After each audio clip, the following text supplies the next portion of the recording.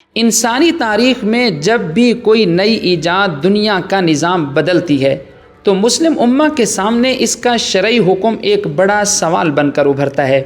Loud speaker سے لے کر کاغذ کے نوٹوں تک تاریخ ایسے فیصلوں سے بھری پڑی ہے۔ آج تاریخ خود کو دہرا رہی ہے، لیکن ایک نئے نام کے ساتھ: کرپٹو کرنسی۔ اس ورچوئل اثاثے پر مسلم دنیا کے جلیل القدر علماء اور عالمی دارالافتاء دو واضح اور بڑے نظریات میں تقسیم ہو چکے ہیں۔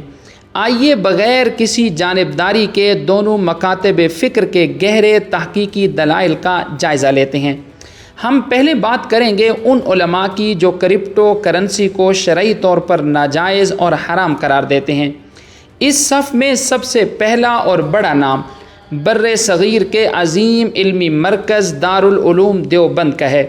دارالعلوم دیوبند کے آفیشل فتوے کے مطابق بٹ کوائن یا کوئی بھی ڈیجیٹل کرنسی محض ایک فرضی چیز ہے، اور اس کا کاروبار حقیقت میں فاریکس ٹریڈنگ کی طرح سود اور جوئے کی ایک شکل ہے، اس لیے مسلمانوں کو اس سے دور رہنا چاہیے۔ مفتی محمد تقی عثمانی صاحب کے مطابق کرنسی وہ ہوتی ہے جسے کسی حکومت کی پشت پناہی حاصل ہو یا پھر اسے معاشرے میں ہر خاص و عام بغیر کسی جھجک کے تبادلے کے لیے قبول کرتا ہو۔ چونکہ کرپٹو کو زیادہ تر حکومتیں تسلیم نہیں کرتیں اور یہ عام دکانوں پر قبول نہیں ہوتی، اس لیے یہ شرعی کرنسی نہیں ہے۔ دارالافتاء مصر اور مفتی شوقی علام کے مطابق کرپٹو کی قیمتوں میں چند گھنٹوں کے اندر ہی 40 سے 50% تک کا اتار چڑھاؤ ہوتا رہتا ہے۔ اس کے پیچھے کوئی حقیقی معیشت یا پیداوار نہیں ہوتی۔ یہ غیر یقینی صورتحال شریعت میں غرر فاحش شدید دھوکہ کہلاتی ہے، جو کرپٹو کی مارکیٹ کو تجارت کے بجائے جوئے اور سٹے بازی کے مشابہ بنا دیتی ہے۔ جامعہ علوم الاسلامیہ بنوری ٹاؤن اور ترکی کے سرکاری اسلامی ادارے دینیات کا موقف ہے کہ کرپٹو میں خریدار کا ڈیٹا مخفی رہتا ہے۔ اس وجہ سے یہ منی لانڈرنگ، سمگلنگ اور بلیک مارکیٹ کا سب سے بڑا ہتھیار بن چکی ہے۔ اسلام کا ایک بنیادی مقصد حفاظت مال ہے، اور کسی ایسے نظام کی اجازت نہیں دی جا سکتی جو ملکی معیشت کو تباہ کرے اور جس میں صارف کا پیسہ ڈوبنے پر کوئی قانونی عدالت اس کی مدد نہ کر سکے۔ پاکستان کے مایہ ناز مفتی منیب الرحمان صاحب کا کہنا ہے کہ انہوں نے تاحال کرپٹو کرنسی کے حلال یا حرام ہونے سے متعلق کوئی حتمی شرعی فتویٰ جاری نہیں کیا۔ ان کے نزدیک جدید ڈیجیٹل معاشی نظام انتہائی پیچیدہ ہو چکا ہے اور اس پر جلد بازی کی بجائے گہری شرعیہ سکریننگ کی ضرورت ہے۔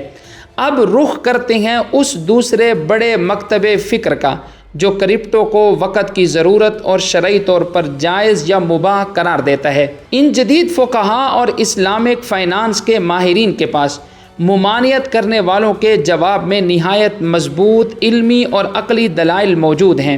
دنیا بھر میں جدید اسلامک فائنانس اور بلاک چین کے ماہر فقہاء کا ایک بڑا حلقہ اس ڈیجیٹل کرنسی کو ایک بالکل نئے شرعی زاویے سے دیکھتا ہے۔ اس مکتب فکر کے نمایاں سکالر اور امانہ ایڈوائزر برطانیہ کے بانی مفتی فراز آدم کا موقف ہے کہ کرپٹو کرنسی نہیں ہے بلکہ ڈیجیٹل اثاثہ ہے، بالکل اسی طرح جیسے انٹرنیٹ پر کسی ویب سائٹ کا ڈومین نیم یا کسی کمپنی کا ڈیجیٹل شیئر ہوتا ہے۔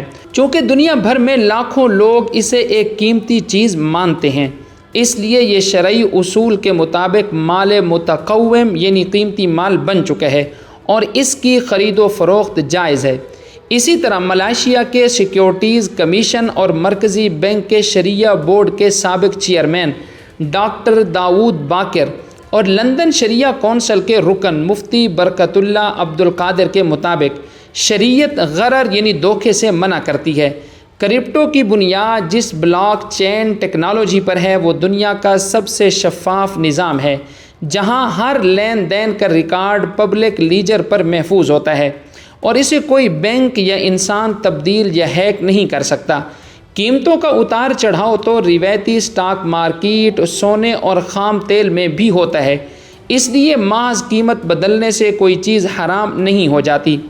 اسلامی فقہ کا مسلمہ اصول ہے کہ معیشت اور تجارت کے معاملات میں ہر چیز بنیادی طور پر حلال اور جائز ہوتی ہے جب تک کہ قرآن و حدیث کی کوئی صریح دلیل اسے حرام نہ کر دے۔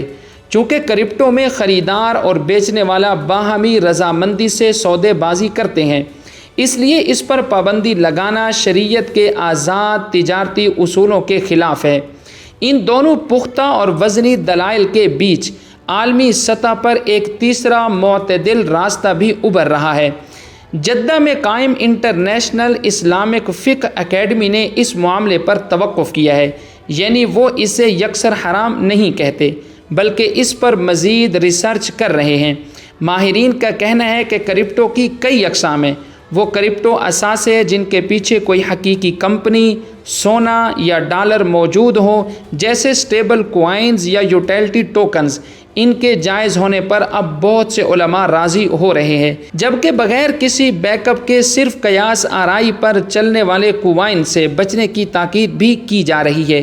یہ ایک ایسا علمی اختلاف ہے جس کا حتمی فیصلہ آنے والا وقت اور عالمی حکومتوں کی ریگولیشنز ہی کریں گی۔ تب تک ایک عام مسلمان کے لیے سب سے محفوظ راستہ یہی ہے کہ وہ اپنے تقوی، اپنے قابل اعتماد مفتیان کرام کی ہدایات اور اس مارکیٹ کے حقیقی خطرات کو سمجھ کر ہی کوئی قدم اٹھائے۔ اگر میسی ٹی وی کی یہ تحقیقاتی ویڈیو آپ کو پسند آئی ہو تو ہمارے چینل کو سبسکرائب کیجئے۔ ملتے ہیں نیکسٹ ویڈیو میں، تب تک کے لیے اللہ حافظ۔